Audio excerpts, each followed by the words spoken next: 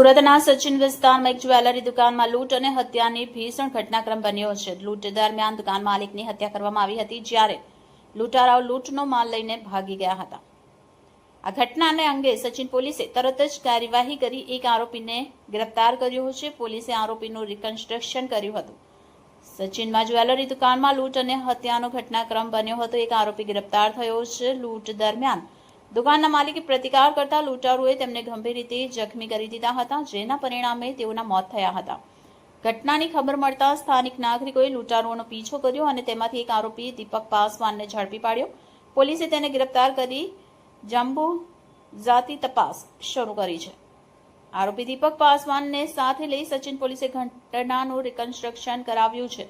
આ પ્રક્રિયા દરમિયાન આરોપીએ લૂંટ અને હત્યા સંબંધિત મહત્વપૂર્ણ જાણકારી આપી હોવાનું જાણવા મળ્યું છે। પોલીસ ટીમ હાલ બાકીના આરોપીઓને શોધી કાઢવાના પ્રયાસોમાં જુટી છે। પોલીસે આરોપીનું રિકન્સ્ટ્રક્શન કર્યું હતું।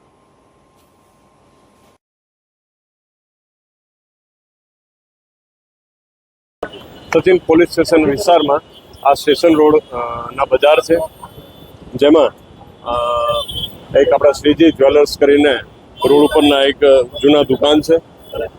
સચિન બજાર પણ ઘણા જૂના છે। ત્યાં એક થોડા દિવસ પહેલા બનાવ બનવા પામેલ હતા। 4 ઈસમો હથિયાર ધારણ કરીને આ શ્રીજી જ્વેલર્સ દુકાનમાં લૂંટ કરવાના ઈરાદે ત્યાં આવેલા હતા અને જે લૂંટ કરવા ઈરાદે આવેલા આરોપીઓ દુકાનમાં પ્રવેશી અંદરના જે સોનાના જે માલમત્તા હતા એના લૂંટ કરે છે। જે સાથે જે હાજર માલિક હતા અને બીજા જે નજરે જૂના સાહેબો હતા તે હાજર હતા અને એના જે કહેવાય ડરમાં મૂકી ખોફમાં મૂકીને સોનાના માલ મિલકત ત્યાંથી લૂંટ કરે છે। એક આરોપી જે હોય છે બહાર ગન લઈને પ્રોટેક્શન આપતા હતા અને એ જેવા માલ ભરાય છે એના થેલા બક્સામાં તો એ લઈને અહીંયાથી ભાગે છે। દરમિયાન બાજુની જે દુકાન હતા જે ફરિયાદીના ભાઈ થતા હતા આશીષભાઈ, તે પોતે આખા જે બનાવ હતા એ પોતાની દુકાનમાં સીસીટીવીમાં જોઈ શકતા હતા અને એને ખ્યાલ આવ્યા હતા કે ભાઈ આવા કોઈ ઈસમો આપણા બીજી દુકાનમાં ઘૂસેલા છે, જેથી કરીને હિંમત દાખવી અને એના સામે પ્રોટેક્શનમાં બહાર જે લોબી હતા, ગેલેરી છે નાના એવા, ત્યાં આવીને ઊભા રહી જાય છે અને ખૂબ હિંમત દેખાડે છે। જે આ આરોપીઓ પોતે કામ થઈ ગયેલા હોય, ભાગવાની ફિરાકમાં હોય, જેથી એ ગલીમાં એના જે ગેલેરી છે ત્યાં આ બે સામે થઈ જતા સંઘર્ષ થાય છે, ઝપાઝપી થાય છે, જેમાં આ લોકો ફાયરિંગ કરે છે, જેમાં આશીષભાઈ ખૂબ ગંભીર થઈ ગયેલા હોય છે એના જે ફાયરિંગના લીધે અને જે પડી જાય છે અને આરોપીઓ ત્યાંથી ભાગે છે। દરમિયાન આ બજાર છે ત્યાં સામે શાકભાજી અને અન્ય જે છે દુકાનો પણ આવેલા છે અને લારીઓ પણ આવેલા છે।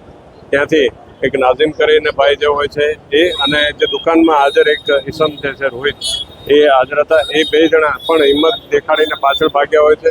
સાથોસાથ દુકાનના જે માલિક વિશાલભાઈ છે એ પણ હિંમત કરીને પાછળ ભાગેલા હોય છે। એ જોતા બીજા લોકોને હિંમત આવતા એ લોકો પણ આ આરોપીઓની પાછળ જે જગ્યાએથી જે ભાગ્યા હોય છે, પાછળનો જે રસ્તો આપણે જોઈ શકીએ છીએ ત્યાંથી અત્યારે લઈને નીકળતા હોય છે। ત્યારે જે બાઇક લઈને આવ્યા હતા એમાં 2 ઈસમો જેની જોડે માલ હતા એ લઈને એના ઉપર સવાર થઈને ભાગે છે ને આ લોકો અત્યારે જે પકડાયેલા ઈસમ છે દીપક પાસવાન, એ પાછળ દોડતા આવતા હતા અને એની જોડે જે બીજા આરોપી હતા 2 જણા દોડતા હોય છે અને બીજા 2 બાઇક ઉપર એ ભાગવાનું અને આપણે જગ્યા અત્યારે જોઈએ છે જે ટ્રાન્સફોર્મર પાસે ત્યાં પબ્લિક ખૂબ ભેગા થઈ ગયા હતા, ખૂબ હિંમત એ લોકોએ દાખવી અને જે આરોપી હતા દીપક પાસવાન એને પકડી પાડેલા હતા, જેને અહીંયા પબ્લિક તરફથી ખૂબ સંઘર્ષ કરવાના થયા અને એ જે પડી જતા દીપક પાસવાન જે કહેવાય કે ભાઈ પોલીસના હાથમાં આવી ગયેલા હતા।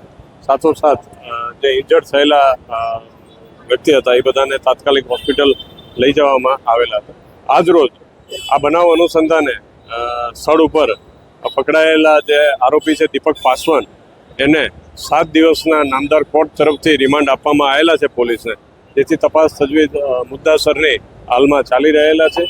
જે તપાસના કામે અત્યારે સ્થળ ઉપર પોલીસના સચિન પોલીસના ટીમ આવેલા છે।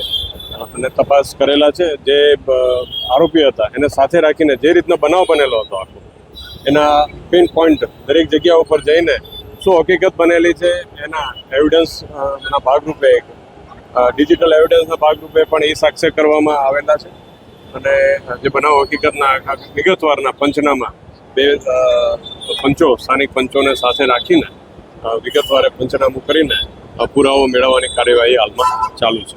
સાહેબ, ફરાર જે આરોપી છે એનું કંઈ નામ બહાર આવ્યું? જી એટલે હવે જે છે અત્યાર સુધીની તપાસમાં જે કહેવાય કે ભાઈ 4 આરોપીઓ જે છે એના નામ ખુલવા પામેલા છે. અને એ લોકોને પકડવા માટે જે કહેવાય શહેર પોલીસ ટીમ સીપી સાહેબના સૂચના અનુસાર તમામ જે કહેવાય કે સુપિરિયર અધિકારીઓ છે એને ખાસ સૂચના કરવામાં આવેલી છે. અને એ મુજબ તમામ ટીમોને ટાસ્ક સોંપી દેવામાં આવ્યા છે.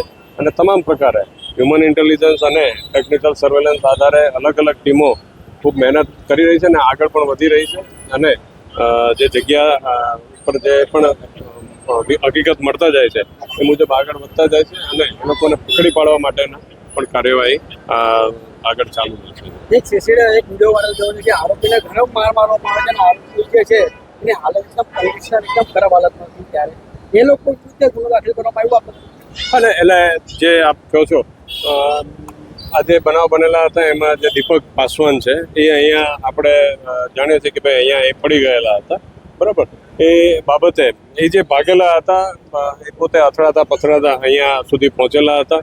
એમાં જે અહીંયા પબ્લિક ભેગી થઈ ગયા હતા એમાં એના પોતાને જે રજૂઆત ત્યાં પણ થયેલા હતા એ મુજબ 2 થી 3 કોઈ અજાણ્યા ઈસમો એને